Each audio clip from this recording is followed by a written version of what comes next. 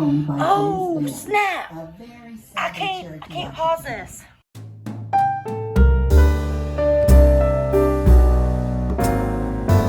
Well, we're officially back. We are. Tommy's trying to kill me. No. Yeah. Look at these roads. And he's like flying. Watch. You ready? No, what are you doing? Dude, no. We're going Gotta watch traffic. What is it about you though that you want to just drive nuts? Getting there. We got 20 more minutes. Woo! We've been riding for like 2 hours. John Denver's full of shit.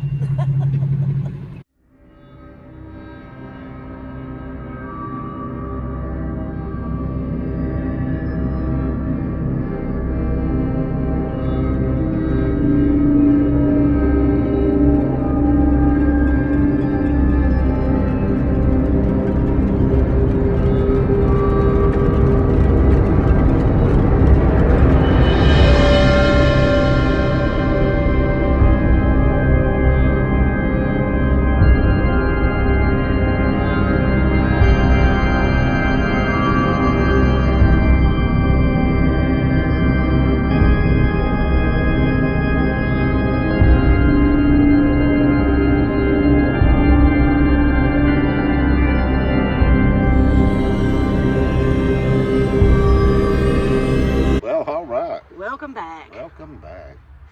Where are we at? We are, I really don't even know. We are in Calhoun. Yeah. We are at the new Echota historical site. This was once the capital of the Cherokee Nation for the entire Southeast. Everything for the Cherokee or the indigenous people was done in this area back during that time before the Trail of Tears. I'll tell you a little more about it as we go through, but we got to go in and pay admission. It's like $7. $7 per. Yeah, but looks like it's gonna be worth it. You can't see much from here. I know they got a fence over here, yeah. so you're obligated to go in and go pay. So. Or you could go around the fence. We ain't doing that. So let's go in and pay and see what all information we get. Mm-hmm. They've got this memorial out here to the Cherokee Nation, and it's got flags of the Cherokee Nation. So it's Oklahoma,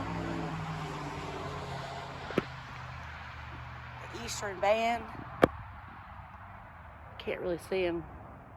And of course, our flag, United Echota Band. And then it's got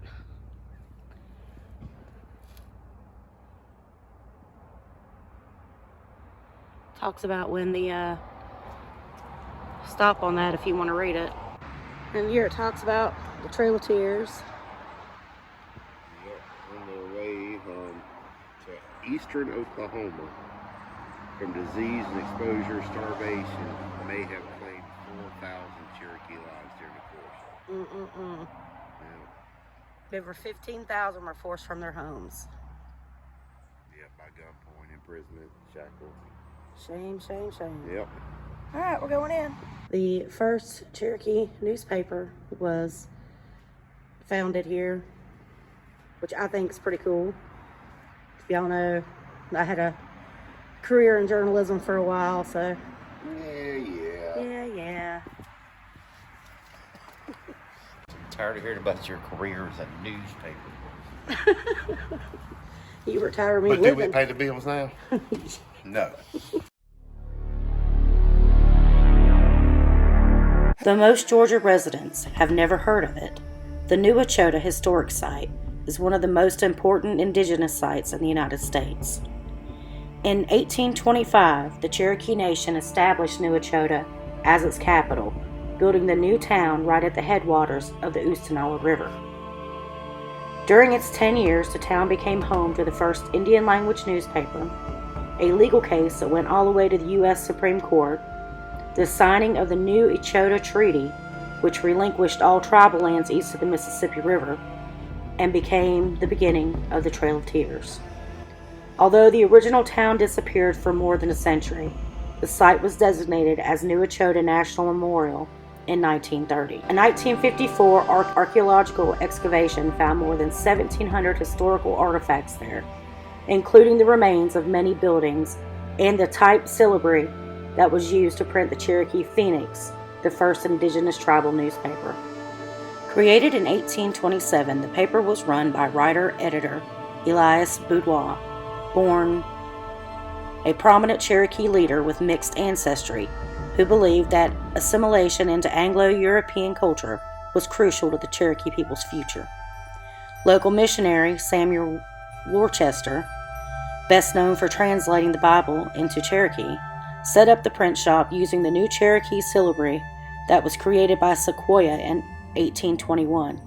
This was the first written language ever created for America's indigenous people. Located at the confluence of the Coosawattee and the Conesuga rivers, the 200-acre New Echota historic site had been used by indigenous tribes for thousands of years before it became the capital of the Cherokee Nation in 1825.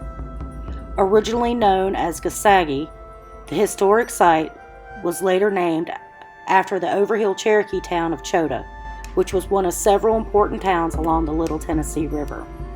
Echota had been the de facto capital of Cherokee Nation before increasingly intense conflicts with European settlers forced them to move south to Oostanali. Oostanali translates to New Town, a name that is still used for the unincorporated community around the historic state park. The newly organized Cherokee Nation Government Council began meeting in New Echota by 1819, constructing a two-story council house as well as Supreme Court building for settling legal matters. New Echota drew hundreds of people to Cherokee council meetings, with tribe members coming on foot and horseback to attend lively social gatherings. But by 1832, when Congress passed the Indian Removal Act, the state of Georgia had begun to grant Cherokee land to white settlers, many of whom were attracted by the discovery of gold in Duke's Creek in the 6th land lottery. The tribe refused to give up, taking their case to the Supreme Court and winning, but the Georgia Guard began evicting them anyway, and by 1834, New Echota had turned into a ghost town. On December 29, 1835, the New Echota Treaty was signed. Despite objections from John Ross, the longest-running leader of the Cherokee Nation, the treaty was ratified by the U.S. Senate. Most Cherokees still consider this treaty as fraudulent. In 1838, under the command of Winfield Scott, the U.S. Army began the removal of the Cherokee from the state of Georgia. New Echota's Fort Wool served as a holding area from which the Cherokee people were forced to make the arduous exodus west along what became known as the Trail of Tears.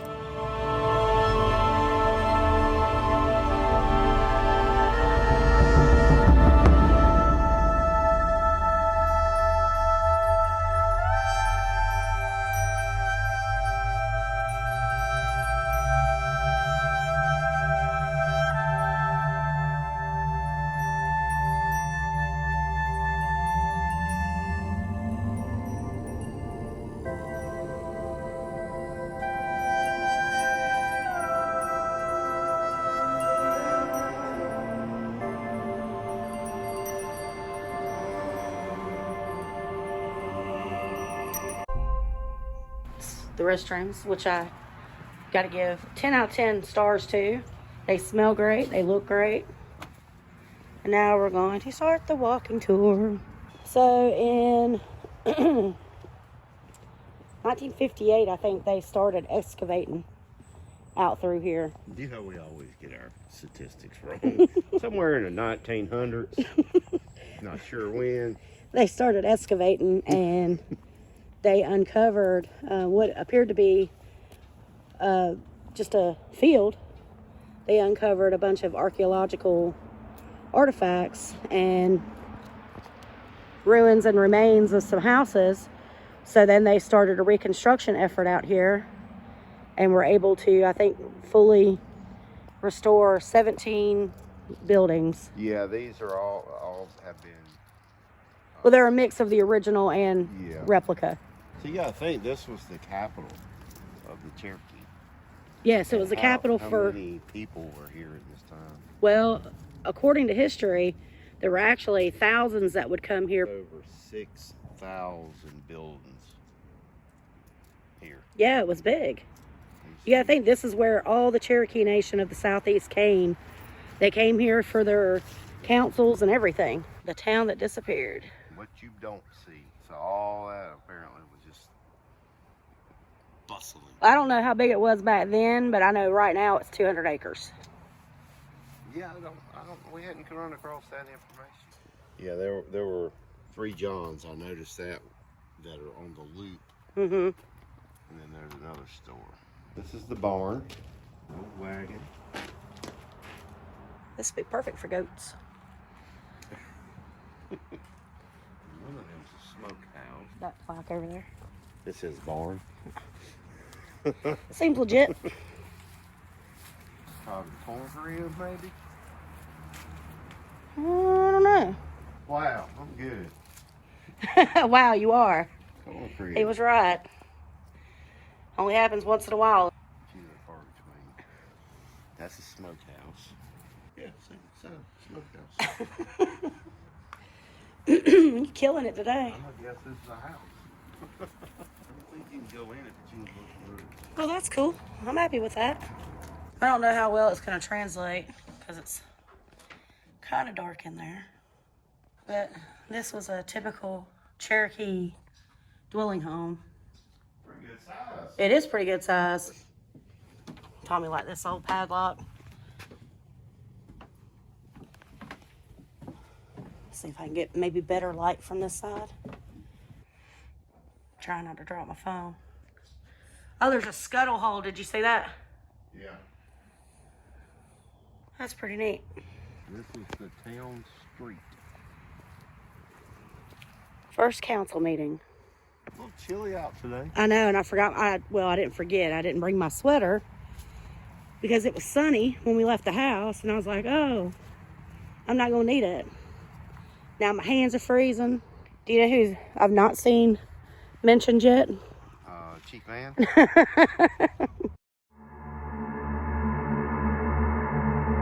I'm sure They're like, we don't want no part of that. he was the guy that was in between the Cherokee and the white man. Yeah. You can kind of feel that history, though. Kind of like at Traveler's Rest, remember? Yeah. Where it was like, if you got real still and quiet, you could almost hear the horses and... Wow.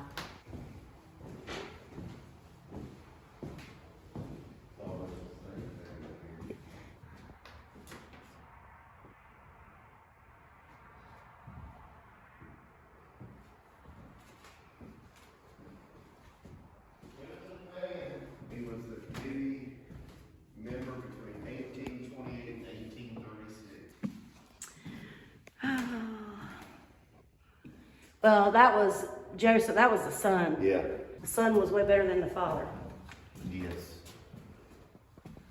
So yeah, looks pretty much the same. Just no fire. Well, there's a fireplace up here. That's the same thing. God, no wonder it's cold in here. Yeah, there's Whew. cracks in the wall. Yeah, it's colder in here than it is outside. Mm-hmm. I know, my nose and my... Look at these old wavy windows. I love it. I think that Tony Groove is. Yeah. It's 2x6 Tony Groove. Well, I will say this about that. This building is sturdy. So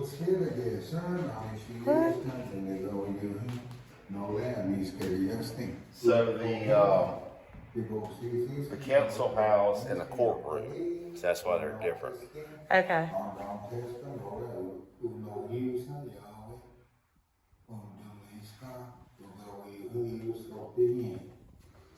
You don't speak Cherokee? No, I do not. But starting in the 1700s, the Cherokee Nation began to adopt many European and American ways, mainly to get along better with the white settlers. Could they ever have predicted? So apparently this was somebody's Eagle Scout project. So what's this? This was the newspaper. And this dude was actually responsible for translating the Cherokee or the Bible into Cherokee. So that was kind of cool. Yeah. But I always thought the Cherokee language was an old language, like the written. Didn't have a written language until like 1921. Go up here and see this.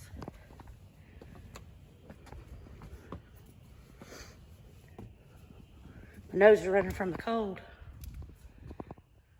Oh, cool.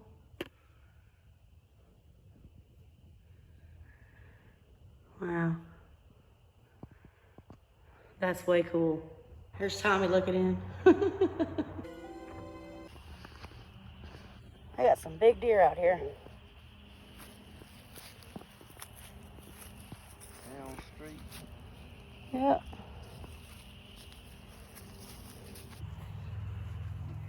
Looks cool though. At least it's got steps. I don't take a big leap.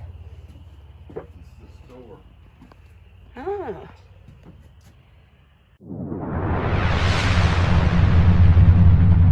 Push button for audio. Remember, without decent road conditions, cars, buses, or Uber, travel was slow and arduous. During the 1800s, taverns typically dotted the landscape every 30 miles or so. I said it's a tavern 30 too. miles was a day's travel back then.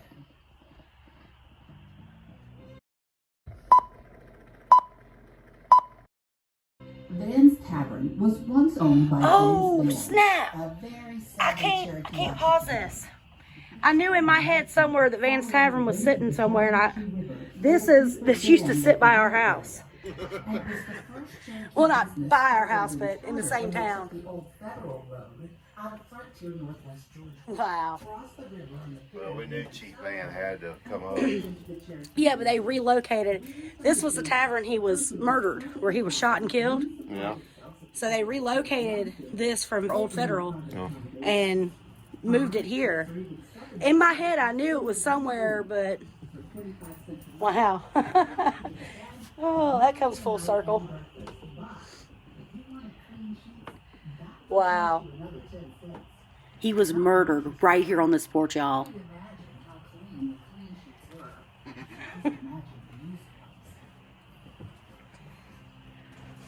Man, that just blows my mind. Other than the barrel that says James Van on it. Fireplace and a bench.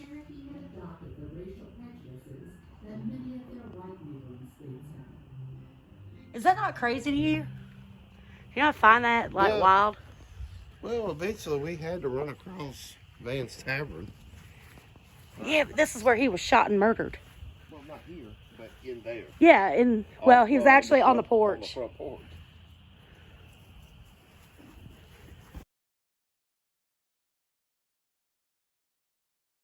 James Van was a shrewd tribal leader and businessman. He owned taverns, ferry boats, grist mills, and livestock. He managed cattle drives to Pennsylvania and packed train of goods to South Carolina. He was responsible for bringing European education to the Cherokee Nation and also brought in the Moravian missions. He urged adoption of the European style civilization. Although he was very generous with his money, he was known for being extremely ruthless to those who crossed him. He was also a raging alcoholic, and this would actually contribute, in fact, to his death there at the tavern when it was in Forsyth County. He fought a notable duel with his brother-in-law, in which he killed his brother-in-law. He was known for his brutal treatment of the 100-plus slaves that he owned, so much so that the Moravian missionaries had to get involved. But in 1809, I believe it was, he was gunned down on the porch of the tavern. They never figured out who did it, but somebody had fired. He was in there drinking, and somebody had fired some shots into the tavern, and he ran out with his pistol ready, and they popped him and took off. And for over 100 years, he was in an unmarked grave until Forsyth County actually put a marker out there. They do have walking trails too, but they told us since all the rain, it's muddy. Yeah, it's rained So biblically. The trails just go all the way around. It's rained like 40 days and 40 nights, so they believe a house sat here. And it's got these QR codes too where you can use it. Yeah. That looks about like a house site, don't it? Big trees around it. It's got a little brick fireplace.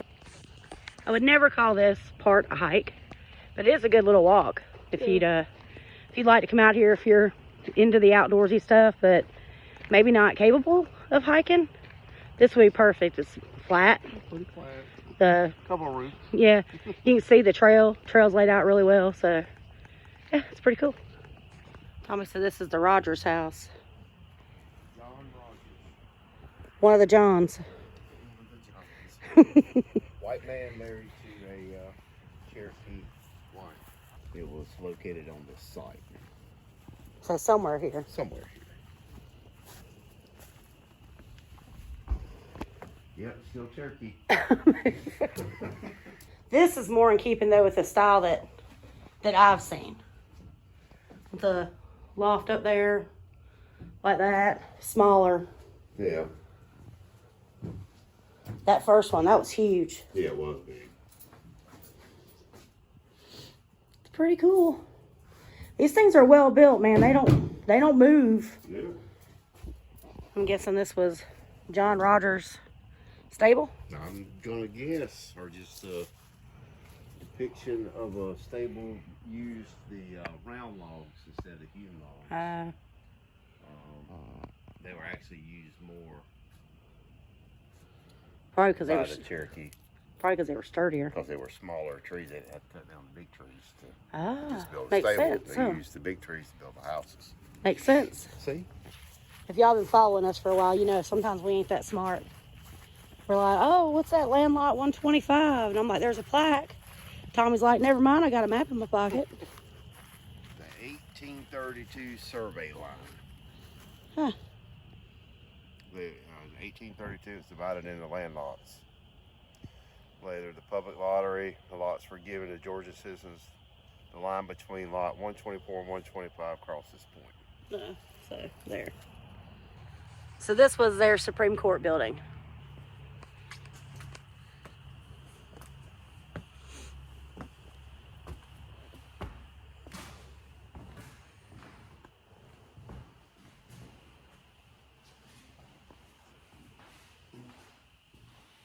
What? Nope.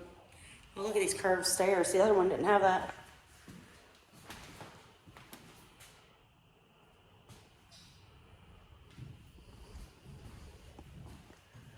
It's a beautiful building. Whoever did the reconstruction on these, that's some craftsmanship.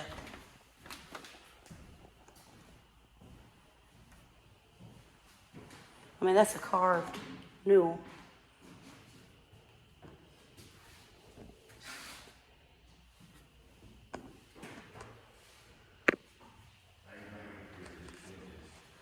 Just benches up there.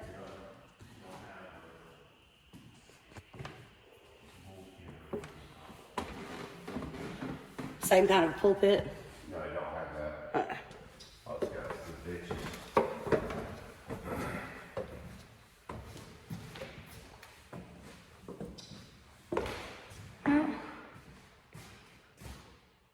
I wonder what the point of that was.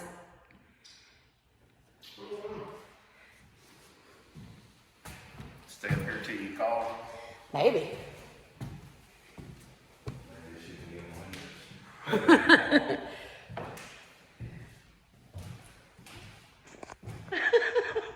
What happened, Tommy? Oh, these bitches are cold.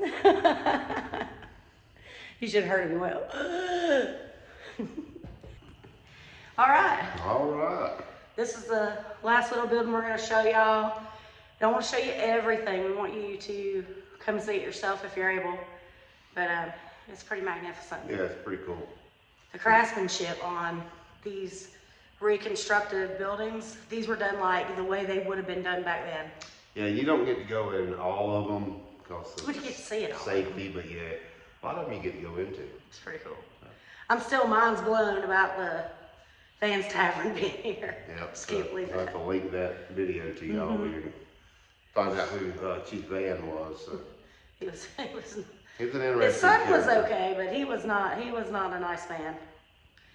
All right, well, You ready? onward to the next place. Remember when that lady gave us the map? Mm-hmm. And she gave it to me like this, and I just put it in my pocket. Yeah. And never looked at it. Now that we're almost done, you know, we was asking ourselves the whole time about Chief Van. It says it right there. I didn't. In my defense, I didn't even get to see. Oh, there's a cemetery. Be accessed by car. Okay. Woohoo! Well, let's go get in the car. Onward, noble steed. That's what I call bang for your buck. So this is their ball field. Favorite sport of the Cherokee was a game called and it's the right. The object was scored by throwing a small ball through a goal at the end of a large playing field. First team to score 12 times was the winner. Many ball games were played at New Echota during the 1820s and 30s. So they don't know if this was the ball field. Right. Huh. But there is a place called Ball Ground, and it does have the ball field. Yes, the ball field is still there. We can link you to that video also. That has to be some of the nicest park rangers I think we've ever encountered. So we found a cemetery. It wasn't easy. Yeah. What if you leave out of the visitor center and come down Newtown Church Road, it's about a half mile on the right. Look for a chimney. Yeah, look for a chimney. It's literally in somebody's yard, y'all. Not very many.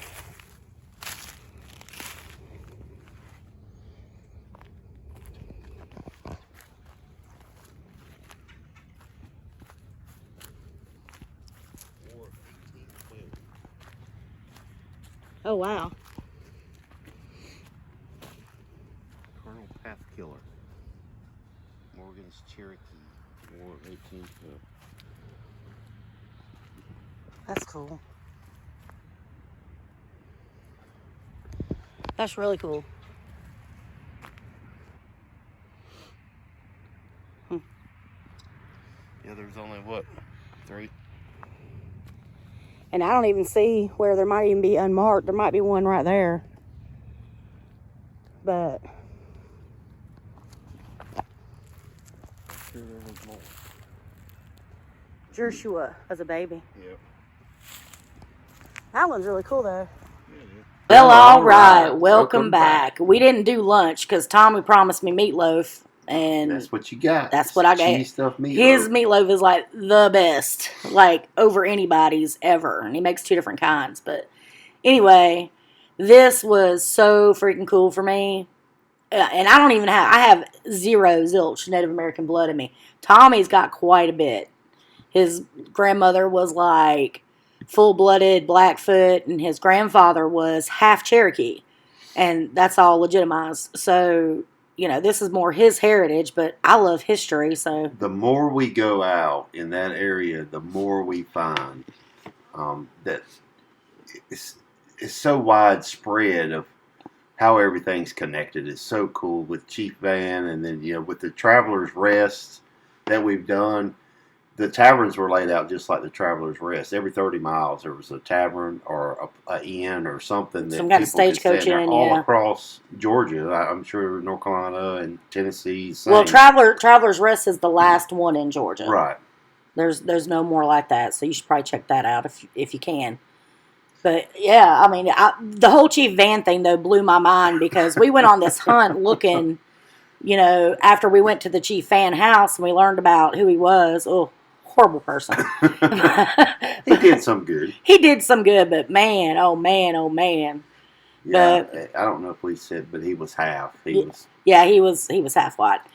But anyway, don't forget to like, share, subscribe, and hit that notification bell so you know when we upload new videos.